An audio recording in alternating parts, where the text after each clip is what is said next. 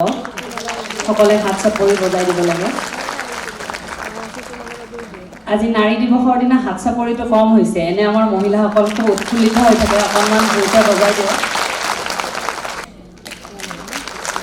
এটি শৰাই, এটি কিতাপৰ টোপোলা আৰু এখন মানপত্ৰৰে সম্ভাষণ জ্ঞাপন কৰিব।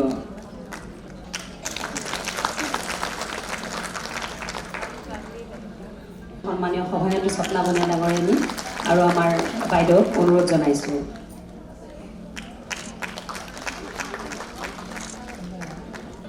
এটি শৰাই, এটি কিতাপৰ টোপোলা আৰু এখন মানপত্ৰৰে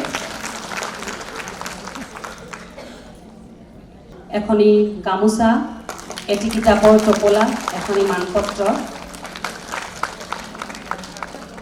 সম্ভাষণ জ্ঞাপন কৰিছোঁ।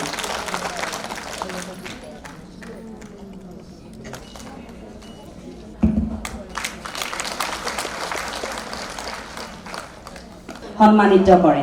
তেখেত বৰ্তমান গুৱাহাটীৰ বাসিন্দা আৰু এটি কিতাপৰ টোপোলাৰে সম্ভাষণ জনাবলৈ অনুৰোধ জনাইছে। জেণ্ডাৰ বাজেট তৈয়াৰ কৰি দিছে।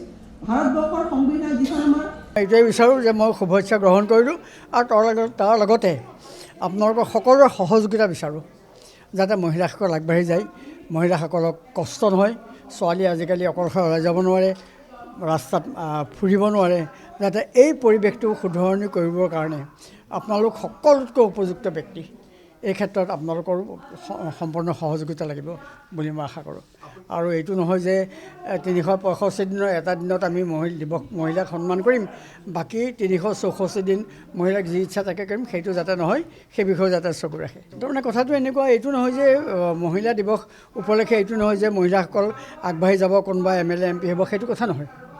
ভাৰতত অলমষ্ট 50-50 পুৰুষ আৰু মহিলা, অলপ পাৰ্চেণ্টেজ কম হ'ব, কিন্তু গোটেইখিনিতো হ'ব নোৱাৰে কেতিয়াও ইমানখিনি মানুহৰ ভিতৰত। আমাৰ অসম বিধানসভাতে মাত্ৰ 126 জন, তাৰ ভিতৰত কেইগৰাকী পাৰে, 4-5জনী হ'ব পাৰে। এইটো নহয় যে, কিন্তু মহিলাসকল যদি সন্মানেৰে জীয়াই থাকিব পাৰে, সেইটো সকলোতকৈ ডাঙৰ কথা। আজি মহিলাসকল সন্মানেৰে কিন্তু জীয়াই থাকিব পৰা নাই।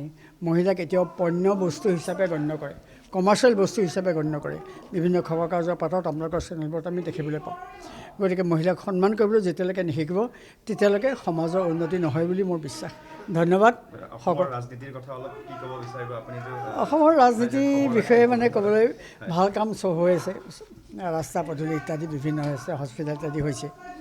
গতিকে নিম্ন শ্ৰেণীৰ মহিলাসকলকো আগবঢ়াই নিবলৈ চেষ্টা কৰা হৈছে, গতিকে ভালেই বুলি মই ক'ব পাৰিম। নহয়, আচলতে এইটো অকল চৰকাৰৰ কথা নহয়। নাৰীক সুৰক্ষা দিয়াটো অকল চৰকাৰৰ দায়িত্ব নহয়। নাৰী ক'ৰবাত ওলাই গৈছে, সেইটো চৰকাৰে কি কৰিব? অকণমানি ছোৱালীজনী ঘৰত কোনোবা তেওঁলোকৰ পৰিয়ালৰ কোনোবাই ৰেপ কৰিছে, চৰকাৰে কি কৰিব? গতিকে সমাজৰ শুধৰণি হ'ব লাগিব। সেই সমাজৰ শুধৰণি হোৱাৰ ক্ষেত্ৰত চতুৰ্থ স্তম্ভ অৰ্থাৎ আপোনালোকৰ প্ৰতি কৰ্তব্য আছে বুলি মই গণ্য কৰোঁ। গতিকে সংগ্ৰাম আন এটি নাম জীৱনৰে, ইতিহাসে শুবৰে জয় জনতাৰে, ত্ৰাস এৰি অসুৰকে বধ কৰোৱা, ওলাই সজাগ জনতা, ওলাই পোহৰ আনোতা, ৰামৰে দেশতে থকা ৰাৱণ বধোতে, যায় যদি যায় জীৱনটো যাওক।